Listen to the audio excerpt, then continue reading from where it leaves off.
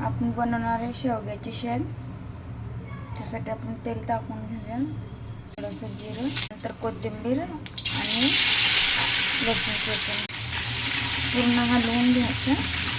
मस्त हलवून झालं की त्यात टाकायचं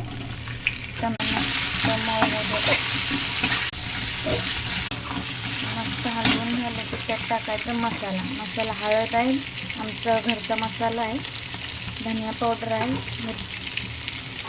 गरम मसाला टाकला। त्याला भाजून घेऊ, थोडं पाणी टाकून घेऊ, त्याला चांगलं भाजून। मसाले भाजून झाले की त्यात टाकायचं आपण शेवग्याची शेंग। मस्त एकत्र करून घ्यायचं। मस्त एकत्र करून झाले की त्यात टाकायचं पाणी, हवं तेवढंच पाणी शिजवून मीठ टाकून घ्यायचं। तर शेंगदाण्याचं कूट, आपली शेंगाची भाजी